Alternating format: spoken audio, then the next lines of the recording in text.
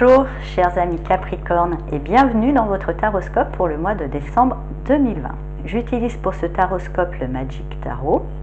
Bien sûr, il ne parlera pas à tout le monde. Je vous invite à prendre que ce qui résonne en vous, laissez le reste de côté. Vous pouvez éventuellement consulter votre taroscope de votre signe ascendant et lunaire pour plus d'informations. Donc on va regarder tout de suite l'énergie centrale pour vous pour ce mois de décembre. Alors on a le 7 d'épée. Donc je dirais ce mois de décembre, ça risque d'être un petit peu compliqué. Soit vous êtes confronté à certaines personnes qui ne sont pas forcément vraiment honnêtes, et bon, en tous les cas vous pourrez vous en rendre compte. Soit aussi, ça peut aussi, soit on est dans une forme de déni. Il y a quelque chose que on ne veut pas voir en face et on se raconte des histoires parce que c'est plus facile au début de gérer. Il y a des choses, voilà, on est dans une forme de déni, on se ment un petit peu à soi-même, donc on va voir un petit peu plus en détail pourquoi.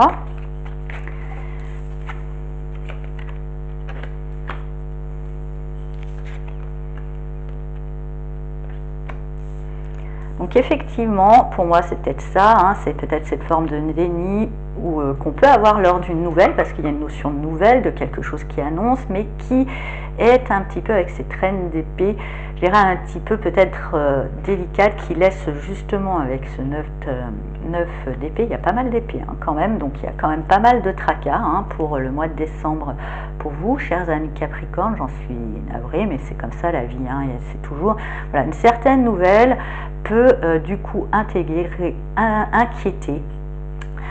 un petit peu inquiéter, une nouvelle un petit peu bousculante, froide.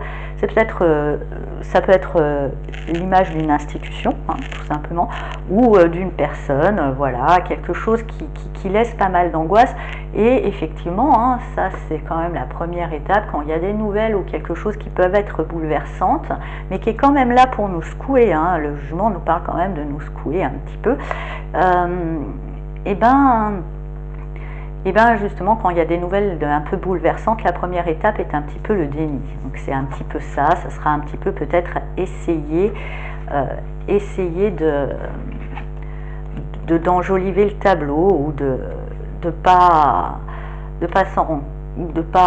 trop affronter les choses, car effectivement peut-être que justement cette nouvelle nous invite à prendre conscience que ça fait peut-être un petit moment qu'on hésite entre deux places, qu'on hésite entre deux mondes, ou qu'on hésite entre deux choses en tous les cas, et qu'il est temps de trancher, mais peut-être qu'on n'est pas encore prêt, et que du coup voilà, on fait une forme de déni, on essaye de marchander, on essaye de trouver des points positifs là où il n'y en a pas. Quoi qu'il en soit, après on sera forcé par la force des choses, parce que la situation devient peut-être un petit peu trop anxiogène, vous serez forcé de poser des actions, et pour moi, vous connaissant, ça sera des actions positives. Il y aura vraiment la possibilité de pouvoir aller vers quelque chose qui règle un petit peu tout ça. Et effectivement, avec ce 10 de bâton et ce 6 d'épée et ce cavalier de bâton, pour moi effectivement on pose des solutions, parce que là on arrive à un moment, on pose des actions qui risquent un petit peu de nous surcharger, on pose des actions qui risquent un petit peu de rendre le fardeau lourd. En plus, justement, tant qu'on n'aura pas fait de choix, qu'on restera dans une forme un petit peu de déni, à vouloir laisser quelque part la vie décider pour nous, parce que c'est peut-être trop compliqué, ou on a l'impression de ne pas avoir la possibilité de choisir, d'être un petit peu à la merci justement de cette décision. Donc on oscille un petit peu entre deux choses qui peut paraître lourd, mais certaines actions seront quand même amorcées. Je pense qu'après il y aura un choix à faire. En tous les cas, on vous invite fortement, pour pouvoir vous sortir de cette situation délicate, d'explorer des terrains inconnus, d'oser innover, de peut-être trouver une solution dans ce que vous n'auriez pas pu imaginer, ou dans ce qui pourrait vous paraître complètement absurde, et qui pourtant ne serait peut-être pas si absurde que ça. Voilà, donc effectivement pour vous ça sera peut-être un mois de décembre un petit peu difficile, qui quelque part vous bouscule et vous demande, pour moi, même si c'est dans un nini, vous demande, même si ça vous bouscule, que c'est peut-être inconfortable, c'est peut-être pour vous poser, pour vous obliger, pardon, à vous positionner, parce que là vous étiez entre deux décisions, entre deux, et justement à vous positionner, mais peut-être justement ce entre deux, c'est pas finalement entre deux choses qu'il faut choisir, ça sera peut-être l'option 3 que vous n'aviez pas envisagé. Justement, si vous n'arrivez pas à choisir entre deux options, essayez peut-être de trouver la troisième qui pourrait sortir du lot.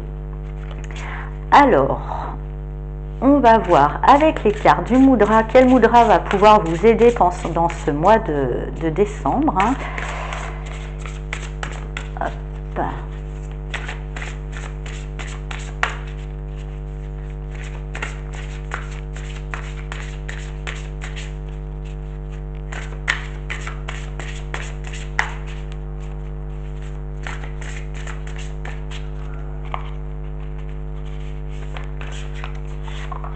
Celle-ci.